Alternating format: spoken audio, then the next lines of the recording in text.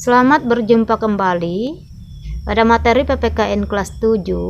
Semoga kita semuanya sehat walafiat.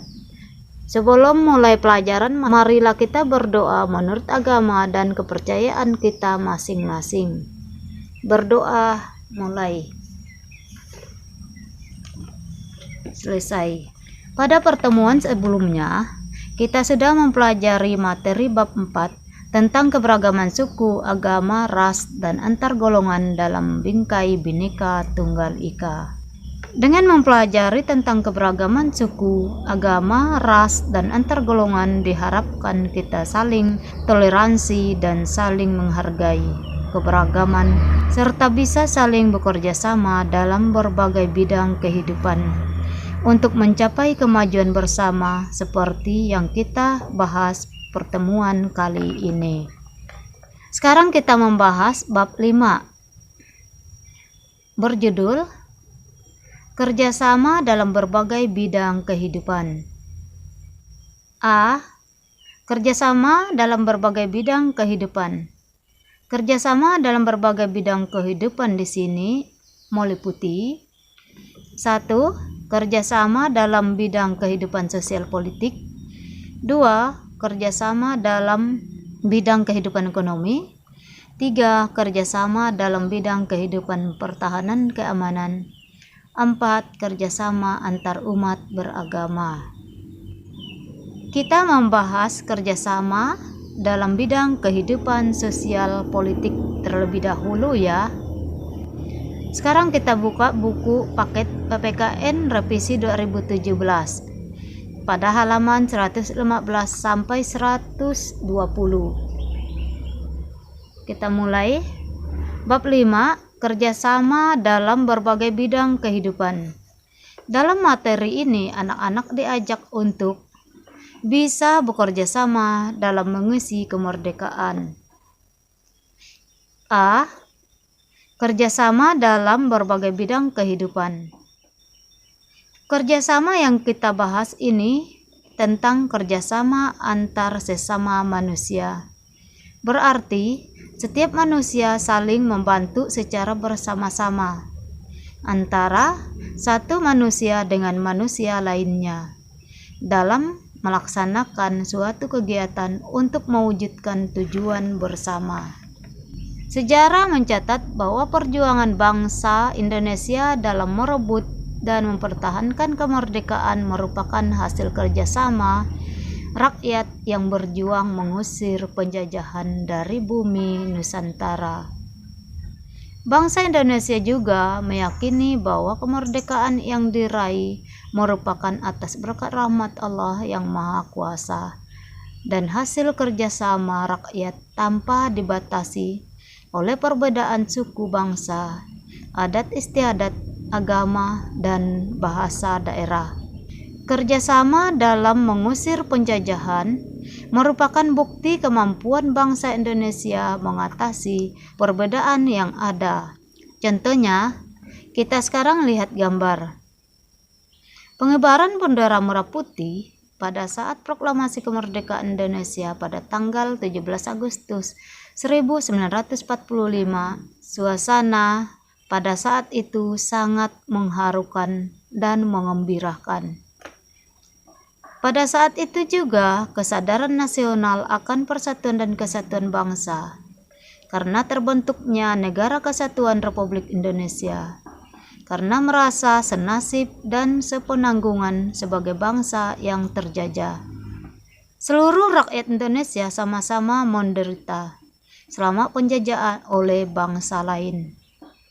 Penderitaan ini mendorong rakyat di berbagai daerah untuk kerjasama melakukan perlawanan terhadap bangsa penjajah. Semangat kerjasama para pejuang bangsa merebut dan mempertahankan kemerdekaan harus mendorong setiap warga negara untuk mengisi kemerdekaan dengan melakukan kerjasama dalam berbagai bidang kehidupan untuk melaksanakan pembangunan nasional, untuk mencapai tujuan nasional. Tujuan nasional bangsa Indonesia yang hendak dicapai melalui upaya pembangunan nasional tercantum dalam pembukaan Undang-Undang Dasar Negara Republik Indonesia tahun 1945 alinea keempat sebagai berikut. A. Melindungi segenap bangsa Indonesia dan seluruh tumpah darah Indonesia. B. Memajukan kesejahteraan umum. C. Mencerdaskan kehidupan bangsa. D.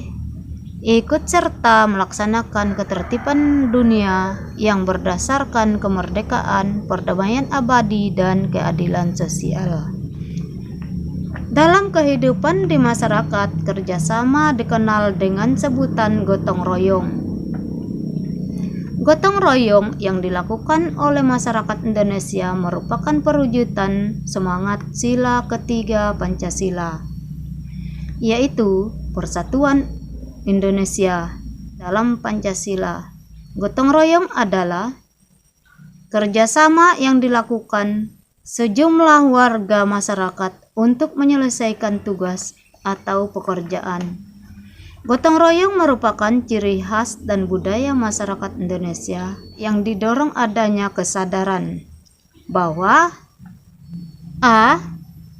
Manusia memerlukan bantuan orang lain dalam kehidupannya. B. Manusia dapat hidup secara wajar apabila bersama-sama dengan manusia lainnya.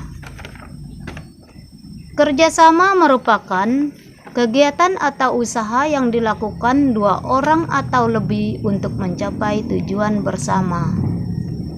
Semangat kerjasama dalam kehidupan masyarakat terwujud dalam kegiatan gotong royong yang sesuai dengan kegiatan budaya daerah. Contoh kegiatan gotong royong yang dilandasi semangat kerjasama misalnya Manunggal Sakato di daerah Sumatera Barat, Sikaroban di daerah Palembang, Gugur Gunung di daerah Jawa, Mapalus di daerah Minahasa, dan Subak di daerah Bali. Itulah istilah-istilah kerjasama di suatu daerah, masih banyak istilah yang lainnya lagi. Dalam gambar gotong royong ini menunjukkan bergeraknya potensi masyarakat dalam berbagai bidang kehidupan dengan semangat kerjasamanya. Bentuk kerjasama atau gotong royong dalam kehidupan bermasyarakat, berbangsa dan bernegara dapat nampak dalam kehidupan sosial, politik, ekonomi, keamanan, pertahanan, dan kehidupan umat beragama. Kita sekarang membahas 1. Kerjasama dalam bidang kehidupan sosial politik.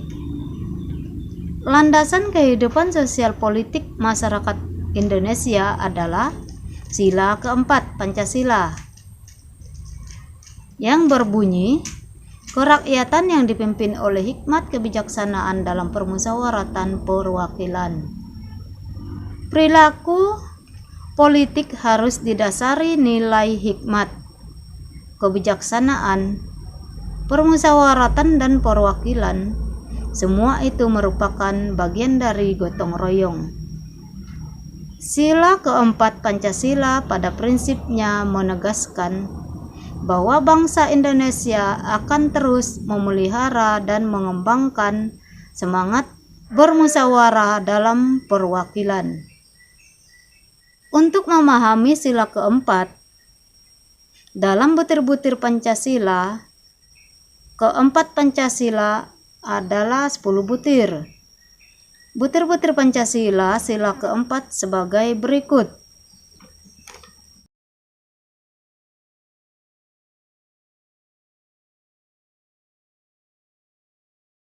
Pangkal tolak pelaksanaan kehidupan sosial politik bangsa Indonesia adalah gotong royong yang tercermin dalam proses pengambilan keputusan di lembaga negara, dan organisasi kemasyarakatan dengan cara musyawarah untuk mufakat. Setiap orang yang bermusyawarah bekerja sama mencari kesepakatan untuk mengatasi permasalahan. Mufakat sebagai hasil musyawarah akan berhasil apabila mengembangkan sikap saling menghormati dan tidak memaksakan kehendak kepada siapapun. Melalui musyawarah, keputusan yang dihasilkan merupakan keputusan bersama, sehingga semua pihak ikut bertanggung jawab melaksanakan keputusan tersebut. Demikian pembahasan materi. Semoga anak-anak paham dengan baik. Kita lanjutkan minggu depan materi 2, yaitu kerjasama dalam bidang kehidupan ekonomi.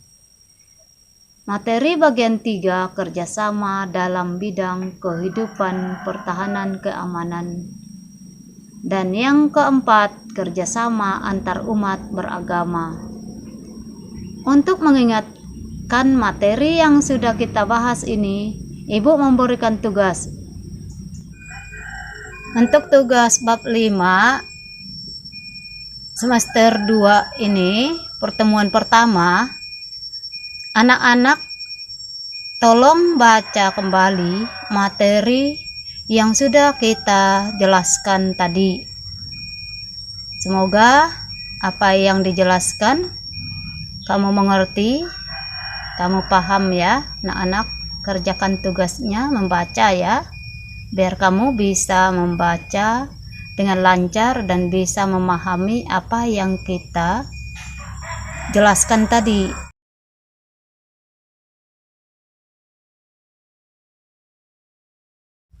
Sebelum kita akhiri, marilah kita berdoa menurut agama dan kepercayaan kita masing-masing. Berdoa mulai